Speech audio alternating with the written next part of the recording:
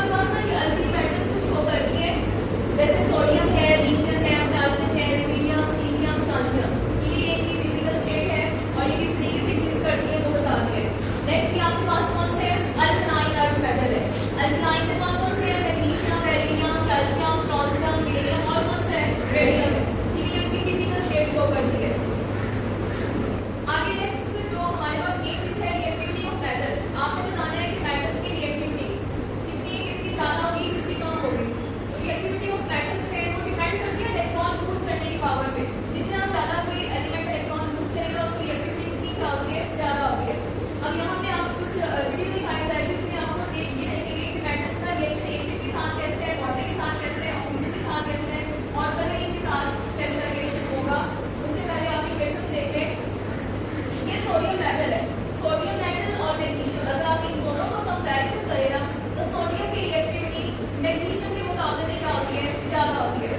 अब क्यों ज्यादा है? क्योंकि इसमें इलेक्ट्रॉन यूज करने की पावर मैग्नीशियम के मुकाबले में क्या होती है? ज्यादा होती है। येलो कलर का फ्लेम बनता है और ये ब्राइट येलो कलर का फ्लेम होता है।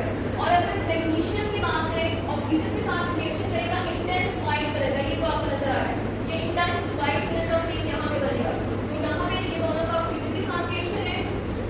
नेक्स्ट आपके पास है रिएक्शन, चाहे ग्रुप 1 के मेटल्स हैं चाहे ग्रुप 2 के मेटल्स हैं, दोनों क्या करते हैं? क्लोरीन के साथ रिएक्शन कर जाते हैं। अब मैग्नीशियम सोडियम जो है क्लोरीन के साथ रिएक्शन करेगा तो ये सोडियम क्लोराइड बना देगा जिसे हम टेबल सॉल्ट बोलते हैं। ठीक है, ये खाने में यूज होते हैं, इसका एक और नाम है, इसे रॉक सॉल्ट भी बोलते हैं, हेलाइट भी बोलते हैं। ये सारे सोडियम क्लोराइड बनेगा। मैग्नीशियम रिएक्शन करेगा तो ये क्या बना देगा? मैग्नीशियम क्लोराइड बना देगा। ये वाटर सॉल्युबल सॉल्ट होते हैं। नंबर 3 का मेंबर है H2SO4 के साथ रिएक्शन करेंगे तो ये बबल्स की फॉर्म में गैस होगा तो ये इसका नाम है हाइड्रोजन गैस।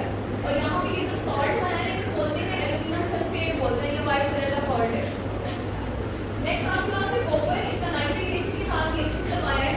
ये कॉपर का सिक्का आपने इसमें डाला है, डालने से पहले इसका कलर कैसा हो रहा है? ग्रीन कलर हो रहा है। ग्रीन कलर किस वजह से हुआ? कॉपर नाइट्रेट की वजह से। अब यहाँ पे गैस को देखिए, उस गैस का नाम है नाइट्रोजन डाइऑक्साइड गैस। ये काफी ज्यादा हार्मफुल गैस होती है, ये ब्राउनिश कलर की गैस है। इसे आप ज्यादातर जो है आपने क्या लिया? जिंक मेटल ली, ये सॉल्ट का सॉल्यूशन है। यहाँ पे टेस्ट में से आपने क्या डाला है? जिंक मेटल डाली, डालने के बाद यहाँ पे थोड़ा ये वाटर डाल रहे और एसिड के साथ डाल रहे और ये छोटी न्यूट्री ट्यूब है।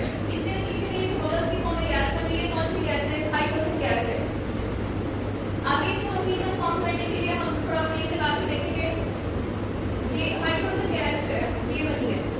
नेक्स्ट आपके पास है मैग्नीशियम मेटल है। अगर इसे पानी के साथ इसका रिएक्शन करवाया, पानी के साथ रिएक्शन करवाने के बाद इसका काफी ज्यादा स्लो रिएक्शन है। ये देखिए सिर्फ इसके लाइट से बबल्स